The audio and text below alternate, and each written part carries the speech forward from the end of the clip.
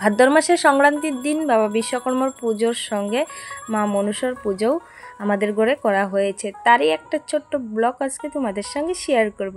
Good morning everyone, কেমন আছো তোমরা সবাই? আশা করি সবাই ভালো আছো। পিয়ার বেঙ্গলি ব্লগ চ্যানেলের ছোট্ট একটা ব্লগে তোমাদের সবাইকে স্বাগত জানাই। সকাল 5:30টার দিকে কিন্তু ঘুম থেকে উঠে পড়েছিলাম, উঠেই ফুল তুলতে চলে এসেছি। সকাল সকাল না আসলে ফুল পাবো না।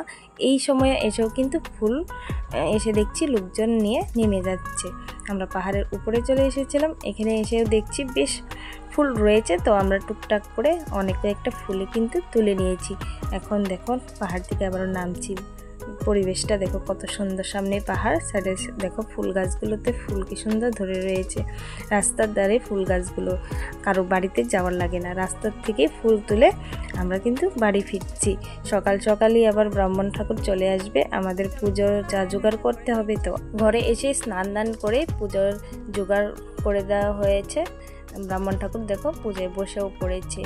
লোকজনও কম ছিল, তার জন্য আমি আগের দিনে লাড়ু চাড়ুগুলো বানিয়ে রেখেছিলাম। কিছু কিছু শুধু ফল বানানো হয়েছে, আর টুকটাক যেগুলো সেগুলো করেছি। তো সবাই মিলে করে দিয়েছি। সকাল সকাল কিন্তু পুজো হয়ে গেছে আমাদের ঘরে। তো সকালবেলা একটুকু টাইম পাইনি অন্য ভিডিও করার, তো এইটুখানি ভিডিও করা ছিল, তবু আমি করিনি, আমার মেয়ে করে রেখেছিল, সেটুকুই তোমাদের সঙ্গে শেয়ার করছি। সবার আগে বাবার পুজো করা হয়ে গেছে, এখন মা মনসার পুজোতে বসে পড়েছে। এখানে কিন্তু আমি সংকল্প করব, আর বাবার এখানে আমার হাজবেন্ড সংকল্প করেছে। তো এদিকে দেখো আমি সংকল্পতে বসে পড়েছি। এখানেও একটুখানি দেখছি ভিডিও করা আছে, তো তোমাদের সঙ্গে একটু শেয়ার করছি। করুণা সিন্ধু দীনবন্ধু জগৎপতি গোপেশ কবিরাকান্ত রাধাকান্ত নমস্তুতে। এতে গন্ধপুষ্পে শিবায় নমঃ। ব্রাহ্মণ ঠাকুর খুব সুন্দর করে মন্ত্র পড়ে পুজো করছে। তো আমার সংকল্প করা হয়ে গেছে এদিকে। এখন ব্রাহ্মণ ঠাকুর দেখছি যজ্ঞতে আয়োজন করে যজ্ঞ আগুন জ্বালিয়ে দিয়েছে। আমি এদিকে বেলপাতা, আমাদের 28টা পোড়া হয়, তো 28টা বেলপাতা সব কিছু যা যা লাগে আর কি, পান কলা, এগুলো আমি রেডি করে দিয়েছি। তো যজ্ঞ হওয়ার পর হচ্ছে গাড়িটা, আমাদের গাড়িরও একটু পুজো করবে।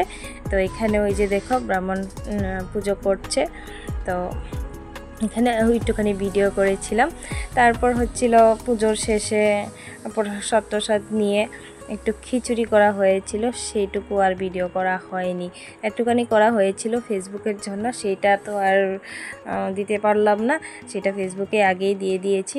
আর এখানে আমার যা আর ওই যে পাশের ঘরের বউটা, আমরা একটু রাস্তায় দাঁড়িয়ে গল্প করছিলাম, তো একটুখানি ভিডিও করে নিয়েছি।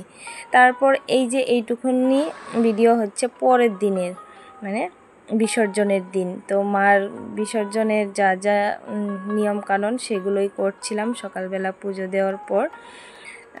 এদিকে আমাদের যা যা নিয়ম সেগুলোই মার হাতে, এক সাইডে বা হাতে ধান দিয়ে সেগুলো রাখতে হয় 3 বার, তেল সিঁদুর দিয়ে মাকে বরণ করে তারপর মাকে আমরা বিদায় দিব। আর তারপরে একবেলা করে, পিছবেলা মানে বিসর্জনের জন্য মাকে নিয়ে যাবে। তো খুব খারাপ লাগছিল, এই বছর মাকে বিদায় দিয়ে দিচ্ছি, দেখি পরের বছর আবারও মাকে যেন আনতে পারি।